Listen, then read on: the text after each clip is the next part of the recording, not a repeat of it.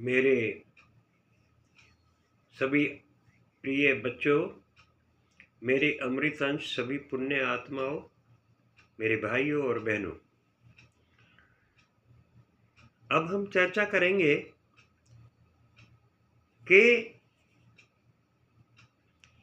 आप में बहुत बड़ा सुधार अब आ रहा होगा। इसके साथ साथ आपका ऑरा और तेज भी बढ़ रहा होगा। आपका जो तेज है, जो ओज जिसको बोलते हो आप, जो शक्ति है, आप जो नेचुरल लाइफ है, सोर्स है, हमारी फोर्स जो है, वो भी आपकी बढ़ रही होगी। जो मैं अपने हिसाब से, अपने तजुर्बे से कह रहा हूं, वो बढ़ रही होगी। एक बात का और ध्यान रखेंगे, यहाँ इस भक्ति में नर और नारी दोनों समान हैं, कोई भेद नहीं है।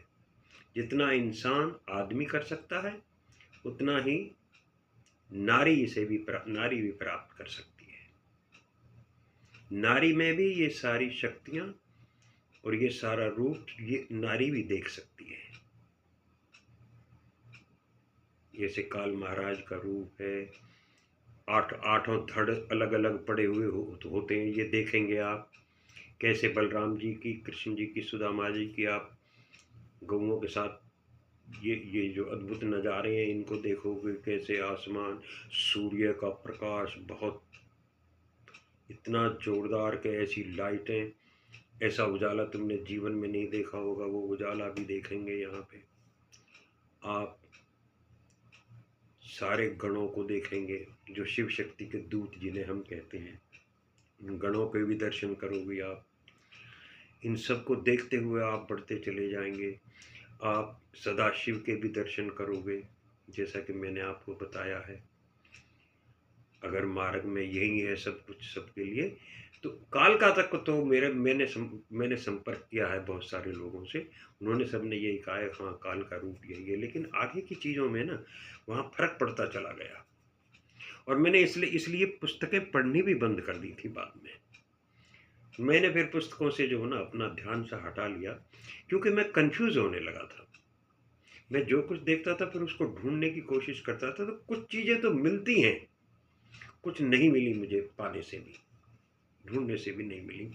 फिर मैंने कि तू अब कन्फ्यूज हो जाएगा, किसी का कुछ लिखा था, किसी का कुछ लिखा था, किसी ने कुछ लिखा था, मैंने फिर वो छोड़ दिया था। तो नर नारी का रूप इसमें दोनों में समान है। जितना आदमी या नर करके पा सकता है, उतना नारी भी पा सकती है इसमें, क्योंकि ऐसी बहनें भी मैंने देखी हैं। मेरे अपने शिष्यों में से भी 2-3 बच्चियां ऐसी थी जो ओम तक पहुंच गई थी, लेकिन उनके लिए ग्रस्त जीवन था। तो ओम का वैसे हम जो जो मानते हैं वो ये है कि ओम आपका वेदों तक साथ देता है।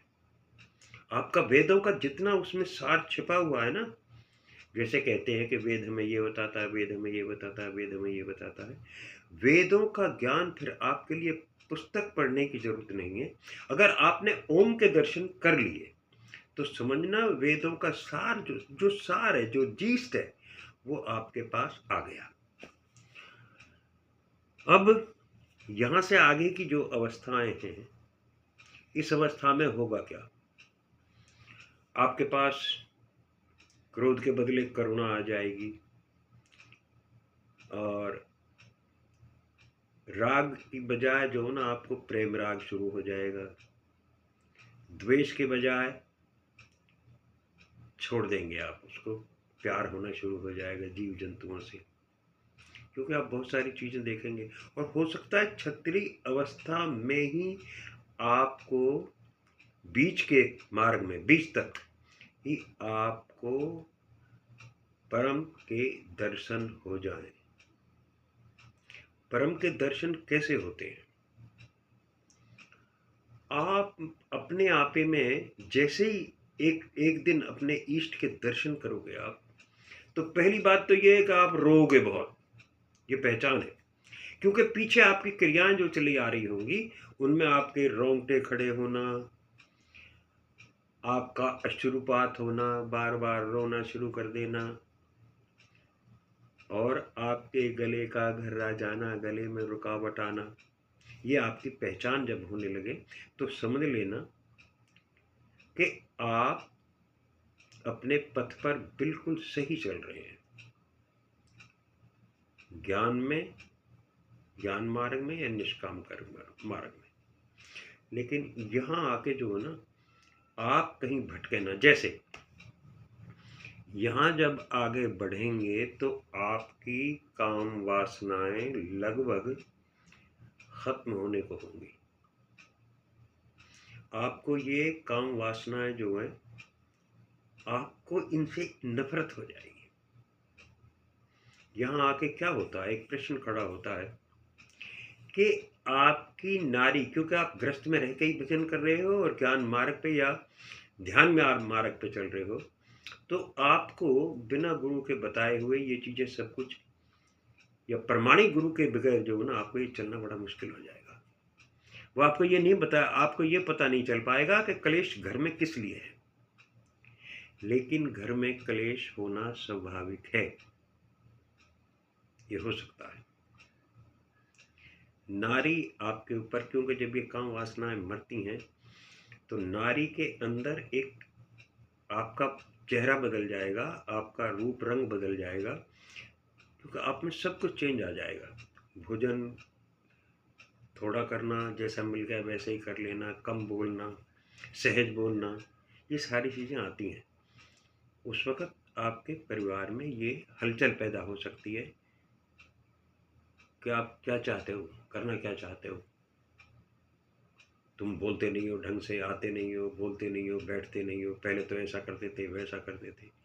तो यहाँ थोड़ा सा गुरु की ज़रूरत पड़ती है कि इस स्थिति से कैसे पार होंगे आप। यहाँ आके आदमी जो है ना, कई बार भ्रम में पड़ जाता है, फिर और एक संशय पैदा हो जाता है, दूसरे कामों से बचना शुरू हो जाते हैं। तो इसके लिए प्रमाणिक या आध्यात्मिक गुरु अति जरूरी है। आज के लिए इतना ही।